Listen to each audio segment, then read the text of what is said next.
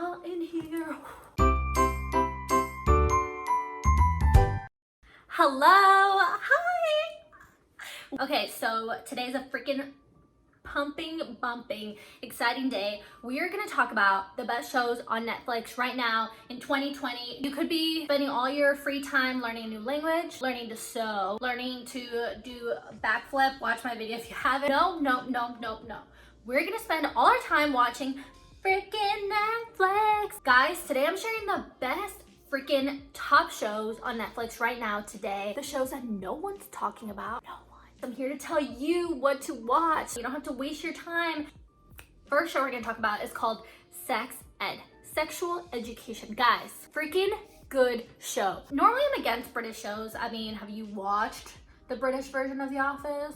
But I gave it a shot and I'm so glad I did it. It's about this boy in high school, doesn't really have friends, who's awkward, who's never had sex before. Oh, his name's Otis.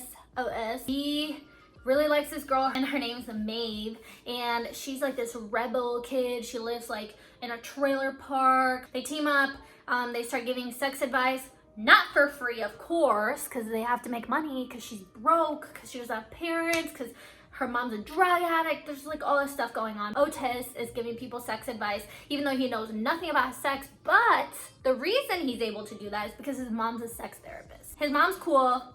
He has a good life, but he has daddy issues because his dad left his mom. It's this whole thing. So please go watch the show. It's really good. Go check it out. You won't regret it. 10 out of 10. Next show is called Living with Yourself. It is the darkest, weirdest show I've ever seen in my whole life. I didn't think I was gonna like it at first. Paul Rudd is the main character. He's like 85 years old, but somehow still looks 30. I know everyone talks about that all the time, but just thought I should bring it up once again. Paul hates his life, okay? He thinks he sucks, he thinks he's lame. His wife doesn't even like him anymore because they were trying to have kids and they couldn't, and obviously it's a big issue. He had this coworker who's super cool and witty and like everyone likes him now all of a sudden, and he's like, hey man, like, what the hell? The coworker gave him this card to go to this like Asian spa. I think it cost $50,000 to change his life. He had no idea what this meant, but that's how freaking desperate he was, okay? It causes a lot of problems. So it's this big issue. He's trying to keep it a secret for a while and then blah, blah, blah. I don't want to ruin it, but you should definitely watch it if you like dark. It's not a thriller. It's just like a dark, depressing show that you want to watch when you're feeling sad and you just kind of want to like lay in bed all day and not do anything, be kind of useless. Perfect show for that. Guys, next show is so freaking good. I watched it all in one day. I was It is called Cheer. If you haven't watched it and you're against cheerleaders for whatever reason, go watch it. If you don't think cheer's a sport, go watch it. Guys, these athletes are so freaking intense. A lot of them came from difficult backgrounds, like family problems. I don't want to get into it and ruin it for you, but they all came together on this cheer team that's one of like the best in the country, I guess. Go watch if you want to be inspired, if you want to be motivated, if you want to start working out, because it made me want to work out right now. So go watch if you want to be motivated, if you want to be uplifted, if you want to cry every episode. This is the show for you. Next, Working Moms. This show is a little weird, a little slow, a little cringy at times. It's about working moms. Obviously they go through all these like relationship issues, baby issues, friendship issues. It's like a feel-good show. I also cry during it, but you know, I like to cry, clearly. The main character, like the main mom, the brunette, she is really funny, witty, kind of weird sometimes. So it's really funny. There is some nudity in the show, so definitely, you know, be on the lookout. Not like on the lookout, but like if you have kids around you, then I definitely wouldn't watch that. If you want to know what it's like to be a mother, a working mother, go watch it, check it out. It's getting hot in here.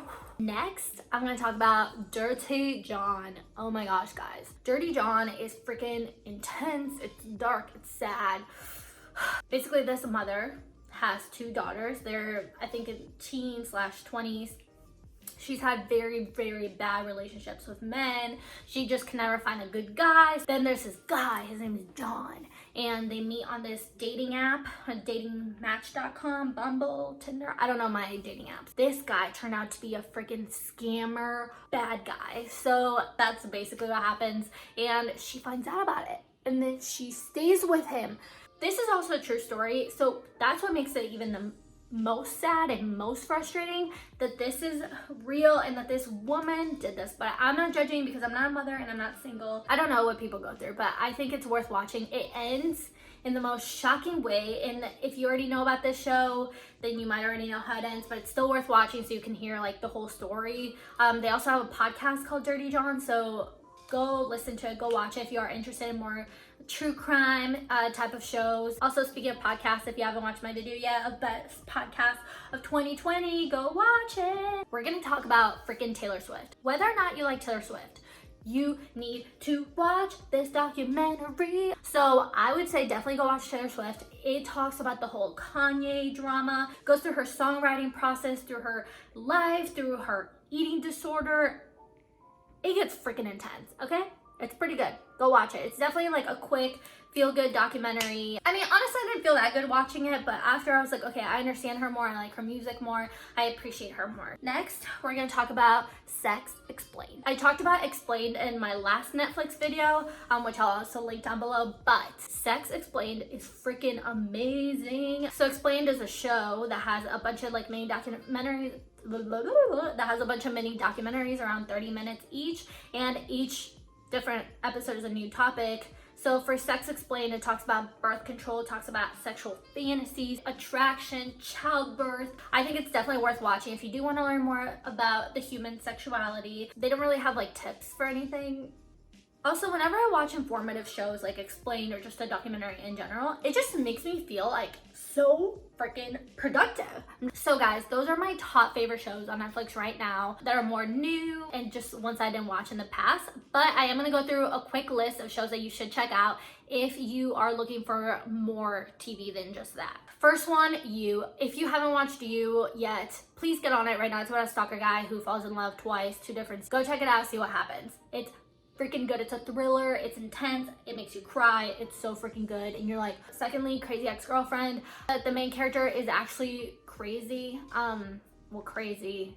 So she does a lot of weird things for boys that she likes, so definitely go check it out. I would say all Netflix originals are really, really good, and I am definitely a huge fan of them. Any show I've ever watched done by Netflix has been awesome. So if I would just go on the Netflix original section of Netflix and check out what they have and just like new on Netflix, I think those are always really, really good. I have never watched a show that I didn't like. Dear White People was really good, Black Mirror, Life Sentence, Girlfriend's Guide to Divorce, and Young and Hungry. I would say all these shows are good and they're very lighthearted for the most part. They're actually really, really intense or just really lighthearted, and that's usually what I go for when I'm watching shows. So guys, definitely check them out. Let me know if you watch any of these, and then please also give me suggestions for what I should watch because I'm gonna be home for a while.